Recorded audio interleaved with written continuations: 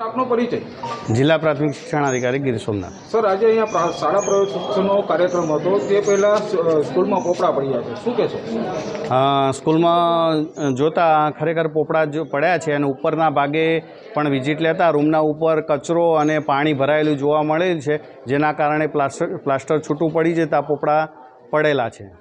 બે બાળકોને ઈજાઓ પામેલી છે? હા, બે બાળકોને સામાન્ય ઈજા થયેલી છે અને એમને પ્રાથમિક સારવાર આપી અને બાળકોને ઘરે મોકલી દીધેલા છે. સર, આની પહેલાં પણ વાસોદ ગામમાં પાસે બે પોપડા પડ્યા, તેમાં 5 થી 7 બાળકોને પણ ઈજા થયેલી હતી.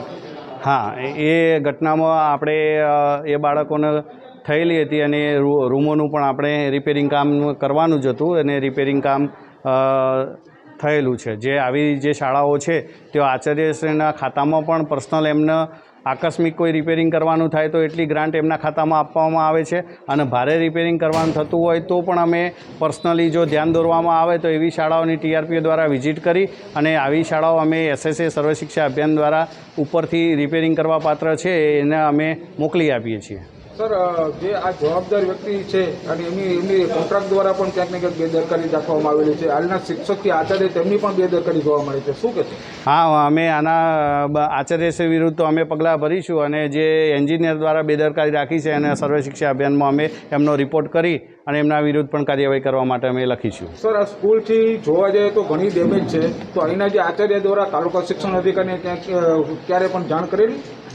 એ આચાર્યશ્રી દ્વારા જાણ કરવામાં નથી આવી.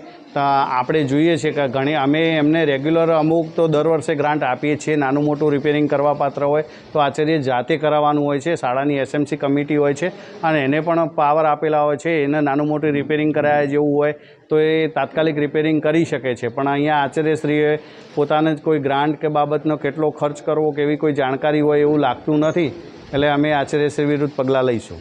ઓકે. આપનું નામ શું છે ભાઈ? આપણું નામ સિંગળ ભરતભાઈ. કયું ગામ? લેરકા. શું થયું આજે ભાઈ સ્કૂલે તમારી બાળકીને? આજે નિશાળે ભણવા આવ્યો હતો સવારમાં, વરસાદ આવ્યો પછી સાહેબે અંદર લીધા બાળકને, ત્યાં અચાનક પોપડા ઉપરલી પડ્યા ને પગના ભાગે ઈજા પહોંચી. કેટલા બાળકોને વાગેલું છે? એ 3 થી 4 બાળકોને વાગેલું છે. તમારી માંગ શું છે?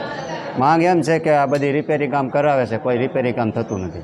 કેટલા છોકરાને મારે લાગ્યું છે, એના શું નામ છે ખબર છે તમને? નામને તો કંઈ યાદ નથી. તમારા બાબાનું નામ? ભગીરથભાઈ ભરતભાઈ. મારું નામ વાળા દિલીપભાઈ વીરાભાઈ, લેરકા ગામ સરપંચ પ્રતિનિધિ છું. આજ રોજ શાળામાં પ્રવેશ ઉત્સવનો કાર્યક્રમ હતો. 28 તારીખ આજે 10 વાગ્યાનો ટાઈમ હતો. 10 વાગે વરસાદ આવવાથી બાળકોને રૂમમાં મોકલ્યા અને 10 ને 15 રૂમની અંદરથી બે પોપડા પડ્યા. 7-8 ધોરણના રૂમમાંથી પોપડા પડતા 3 બાળકીઓને લાગી ગયેલું છે, જે સરકારી દવાખાને લઈ ગયા. પછી TPOને જાણ કરી, TPO અહીંયા આવ્યા, અહીંયા અહેવાલ કર્યો અને પછી DPO આવ્યા. એ લોકો તપાસ કરીને ગયા છે અને અમે એવું કીધેલું છે એ લોકોને કે આની કાર્યવાહી કરીને વહેલી તકે રિપેરિંગ કરવામાં આવે. સ્કૂલથી જર્જરિત છે. આ સ્કૂલ જર્જરિત છે. અમે આગળ પણ ગયા વર્ષે પણ SMCમાં લેવડાવ્યું હતું, આ વર્ષે પણ કીધું હતું લેવા માટે. SMCમાં અમે સભ્ય છે, બધા ગામ લોકો જ છે, એટલે ઠરાવમાં લીધેલું છે પણ એની આગળ કાર્યવાહી થયેલ નથી. તમારી માંગ શું છે? અમારી માંગ છે આનું રિનોવેશન થઈ જાય કમ્પ્લીટ અને પોપડા પડે નહીં. તમારું નામ શું છે? મારું નામ વંદના અશ્વિન સોલંકી છે. મારી છોકરી શાળામાં ભણવા આવી હતી. કઈ શાળામાં? કયું ગામ છે? અમારું ગામ લેરકા. સવારના શનિવાર હતો, આજને સવારનું ભણવાનું હતું ને શાળામાં ઉત્સવનો ઓલો હતું. મારી છોકરી ભણવા આવી હતી ને અહીં 6ઠ્ઠા ધોરણમાં બેઠાડ્યા. વરસાદ આવ્યો હતી, હું આવી હતી અહીંયા. હું ઘરે ગઈ, ઘરેથી આવી તો આવું બધી બાબતતા બની. ઉપરથી પોપડા પડ્યા, મારી છોકરીને વાગી ગયું માથામાં.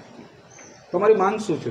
મારી માંગ એમ છે કે આ સ્કૂલની બધી રિપેરિંગ કરાવે ને બધી